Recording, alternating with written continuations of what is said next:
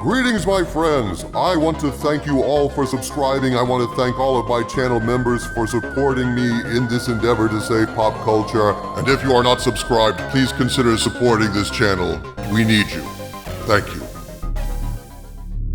Greetings, my friends. I am Dictor Van Doomcock, the future ruler of Earth, and I am here today to share some facts and rumors about the fear and loathing happening right now inside the hallowed halls of Disney. I mean, you think back on the biblical plagues inflicted by God on the Egyptians, and you have to wonder if there are some pyramids hidden somewhere in Disneyland, because I haven't seen this much agony since Yul Brynner banished Charlton Heston into the desert. You know, they used to call Disneyland the happiest place on earth, with everything in the park carefully engineered to give the appearance of a kind of childhood utopia, a place families could come and lose themselves in a timeless realm of fantasy, divorced from the harsh realities of the outside world. Nothing was allowed to intrude on this meticulously erected facade of fun. Disney workers in Mickey and Goofy suits, known internally as cast members, were never allowed to take off their massive costume heads in public so as to not dispel the illusion that they actually were cartoon characters come to life, which often resulted in cast members passing out in the heat and lying lifeless and still on the ground until they were rescued by security workers who would haul unconscious Mickey back to base, only there removing his head and maybe saving his life. I guess Disney executives felt that seeing a cast member with their costume heads off was worse than seeing Mickey or Goofy or Chip or Dale completely unconscious being carried through the trash-free main streets by a bunch of Uncle Walt's goons, which all goes to prove that at Disney, fluffy perception trumps brutal reality, and Disney puts on a happy public face even when fear and loathing are running rampant through the executive suite halls. Well, today, Doomcock has come to remove that happy public mask from Disney's face, pointing out the many and varied ways that Disney is currently screwed. While some of this will be rumor reported by my Hollywood spies, the rest of it is news I've gathered from various publications, which should leave no doubt in your mind that Disney may be one of the unhappiest places on Earth in 2021. As I understand it, things are pretty ugly behind the scenes, and executives are shedding many a mouseketeer. Get it? Mouseketeers? As in teardrops. Got it, Harvey. So let's look at Black Widow to start with. Apparently, this movie has been a debacle for Disney, a 1-2 punch of absolute suck that has the studio reeling. Let's start with how Black Widow bombed at the box office and on Disney+. According to Business Insider, Iger and Chapek are butting heads these days over a variety of issues, but foremost among those issues currently is Chapek's release strategy for Black Widow. Quote, "A cinema industry executive familiar with the thinking at Disney said Iger was frustrated that Chapek might have harmed the company's carefully cultivated relationships in the all-important China market with its Black Widow release strategy. Disney's choice of July 9th to release the latest Marvel movie internationally bumped into China's month-long celebrations of the Chinese Communist Party's 100th anniversary. The cinema industry executive noted that China had yet to give a release date for Black Widow. Widespread piracy of the movie also threatens to hurt the China box office." Unquote. I just want to add that just as I was getting ready to release this video, I got a message from one of my key sources, basically saying, quote, "I need to let you know that the rumors of Bob Chapek chafing at Bob Iger's slow withdrawal are extremely exaggerated. Both Bobs are quite comfortable working together, and it has resulted in Bob Chapek building a much stronger power base in the company. There has never been any overt animosity between the two. In fact, the Killer Bees have become fast friends." Unquote.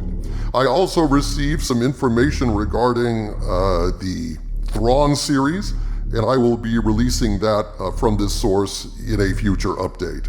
Well, it appears that the truth here is somewhat murky. Murky is the only way that Disney goes, Harvey. Murky is the only way that Disney goes. The debut of Black Widow was viewed as successful, booking $80 million in North American theaters its opening weekend and a further $60 million in streaming revenue, but the film nosedived in its second week, unquote. But how badly did it nosedive? According to an article published by The Atlantic called "Disney's Black Widow Gamble Didn't Pay Off," quote, "The release of Black Widow earlier this month was one of the biggest tests of a new Hollywood paradigm that emerged after the coronavirus pandemic began, the simultaneous rollout of a blockbuster in theaters and on streaming services. The latest Marvel movie opened in thousands of cinemas in the US and Canada on the same day it was made available to Disney Plus subscribers for a $30 surcharge. At first, the gambit seemed to work. In its opening weekend, the film made $80 million at the domestic box office and another $60 million in streaming, a seemingly perfect argument for a hybridized approach. Then came last weekend, when Black Widow posted $26.3 million, a 67% drop at the box office, and the steepest such decline in the history of the Marvel Cinematic Universe brand. Unlike the week before, Disney didn't tout its online sales numbers, suggesting a similarly sharp fall. The National Association of Theater Owners, a trade group that represents most of the world's major movie chains, issued a statement essentially arguing that Disney had left money on the table by rushing its movies onto its streaming platform. Quote, "Despite assertions that this pandemic-era improvised release strategy was a success for Disney, it demonstrates that an exclusive theatrical release means more revenue for all stakeholders in every cycle of the movie's life," NATO said, unquote. The group estimated that Black Widow would have opened to revenues anywhere from $92 million to $100 million without Disney Plus access, unquote. According to sources delivered to me by my network of Hollywood spies, quote, "Black Widow is on track to lose money. On paper, it cost $200 million to make, and you have the ad campaign when it was supposed to come out back in 2020, then you have the ad campaign this time," unquote. Then the source added, quote, "The idea of the premiere on Disney Plus is over. Black Widow will most likely be the last premiere. Word is all the theaters are joining forces and will not show any more Disney movies that are released on Disney Plus the same day." The source doesn't know if this is to hide that Black Widow really didn't do that well on Disney Plus, or if the theaters are doing this and Disney is using this as an excuse to stop premiere day, unquote. Black Widow may have been the final straw that broke the Disney camel's back, but it is my understanding that all the movies released as premieres on Disney Plus simultaneously with theatrical releases have tanked and tanked badly, as people are not that keen to shell out an extra $30 on top of their subscription fees to watch Mulan or Cruella or Black Widow, unquote. And the esteemed Disney leaker WDWPro agrees with this assessment in a recent article published on thatparkplace.com. Quote, "Black Widow currently has a $319,451,514 box office haul worldwide. Given its $200 million production cost and a likely $100 million marketing budget, that would mean the movie is far below where Disney needs it to make a profit. In fact, when considering that Disney only likely saw around 60% of those profits after taxes and movie theaters received their cut, Disney is almost certainly around $110 million in the hole with the movie," unquote. So, Disney releasing these things on Disney Plus is costing theaters plenty wampum, savvy? Theaters and actors, Harvey. Yet another source of misery and tumult at Disney is the fact that Scarlett Johansson has sued Disney over her residuals for Black Widow. Well, put me on an exercise bike and call me Shaky McJiggles. An actress? Suing Disney? The balls on that chick. Suing the shit out of Disney, Harvey. According to NBC News, quote, "Scarlett Johansson sued the Walt Disney Company on Thursday, claiming the entertainment giant deprived her of untold Black Widow box office profits by offering the Marvel blockbuster on its streaming service. Johansson said a significant part of her compensation is based on box office receipts, and she claimed that Disney promised to make the picture initially available exclusively in traditional movie theaters. But when Disney instead made Black Widow simultaneously available on its streaming service, Disney Plus, It took a chunk out of box office profits and wrongly denied Johansson a cut of ticket sales, according to a complaint filed in Los Angeles County Superior Court. A spokesperson for the Walt Disney Company dismissed the lawsuit as having, quote, no merit whatsoever, unquote, blasting it as, quote, especially sad and distressing in its callous disregard for the horrific and prolonged global effects of the COVID-19 pandemic, unquote. Disney has fully complied with Ms. Johansson's contract, and furthermore, the release of Black Widow on Disney Plus with Premier Access has significantly enhanced her ability to earn additional compensation on top of the $20 million she has received to date, the spokesperson said, unquote. Scarlett Johansson scored 20 million smackaroos to be in that piece of shit movie? Seriously? And she's complaining? Oh, she's not only complaining, Harvey, she's outright bitching.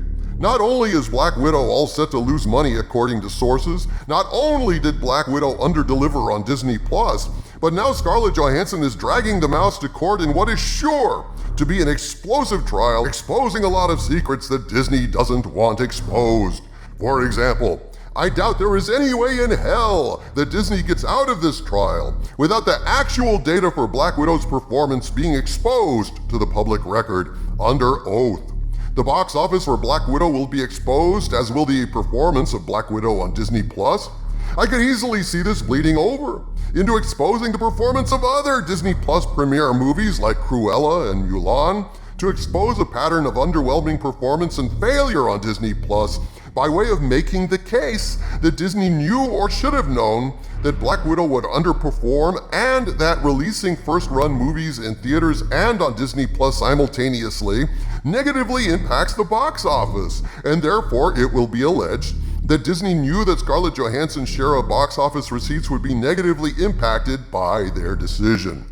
As WDWPro puts it in the aforementioned article on thatparkplace.com, quote, the thing Disney wants to avoid most is for Black Widow's full financial picture to be laid bare in documents related to a court case. The entire move to release the movie's streaming numbers via press release was an attempt to save face by leaving commentators and investors clueless about how much the film actually made. If the financials are made fully public, it will inevitably show that Disney was playing a corrupt game with the way they manipulated the numbers and the narrative. This move affected their stock price as well as Johansson's paycheck. A lawsuit such as this could sully Kevin Feige and damage Bob Chapek, unquote. Wow. Fear and loathing. You weren't lying, dude. Could things get any worse for Disney? Oh yes. Things can always get worse, Harvey. You could, say, fall into a 12-foot deep pit, breaking both your legs. Turns out dogs poop over the edge of this pit regularly, and you're lying in 6 inches of poop when a rattlesnake surfaces and bites you in the face. So how can it get worse than that? They could send you down a TV set, playing nothing but Star Trek Discovery. Struth! Oh, snake venom, hurry up and do your stuff. But how does this get worse for Disney? Plummeting box office, failure on Disney Plus. Plus, I hear now they're about to reinstate the requirement to wear masks in Disney parks, which is really going to impact attendance even worse. What else could go wrong? Don't forget that Harrison Ford got injured on the set of Indiana Jones 5, putting a halt to production and calling into question everything in regard to that movie. The infamous Disney leaker WDWPro, who, as I mentioned before, is now posting over at thatparkplace.com, recently wrote to me and gave me the scoop on what's going on with Ford. And it ain't good. According to WDWPro, quote, all right, so here's what I know about Ford. He injured his shoulder during a fight scene involving a moving train. It's an old injury that he felt reoccur or re-aggravate. There was some fear that he would require surgery back in the United States, but they have foregone the major surgery for now. I believe he was treated in London instead. I have 2 sources that disagree about when he is returning to the film, other than green screen and dialogue stuff.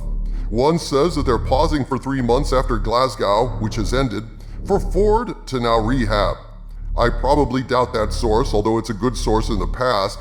What makes it believable is that Ford wasn't even filming normal, placid walking scenes this past week. They brought in a look-alike and will CGI Ford's face over the replacement actor. That's expensive. So something is up. Yet Ford has been biking, albeit with his shoulder rather stationary. What makes it difficult to verify anything about prognosis is that it is a private matter between Ford, his doctor, and anyone he wants to share with, i.e. Mangold and Kennedy. I think the original reporting I did and Grace Randolph confirmed about 6 to 8 weeks remains true.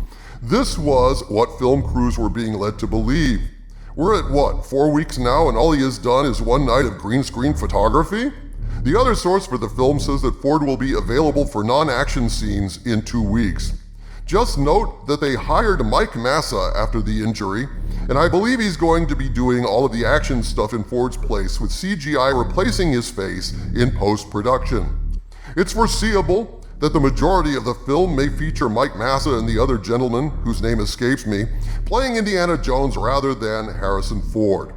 I will say that they spent a ton of money to pull off the Glasgow transformation into 1960s New York, and they had been planning to be very limited in the usage of CGI for the film, i.e. they don't want Indy 4 monkey vine scenes ever again. But this injury has pretty much made the film CGI heavy. How a CGI Harrison Ford face is going to look in the final product is tough to say, unquote. Just what Disney wanted. Less Harrison Ford and more expensive CGI. So there you have it, Harvey. Things are going horribly wrong for Disney, for Hollywood, and for all of those who do not understand one simple fact. Without respect, we reject. From the center of the earth, this is Dictor Van Doomcock bidding you all, my friends, stay angry.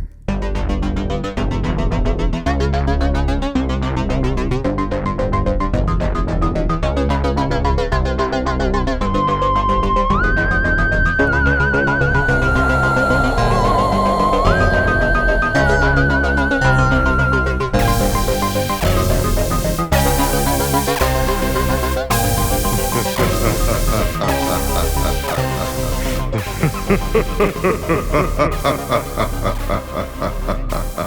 ha ha ha.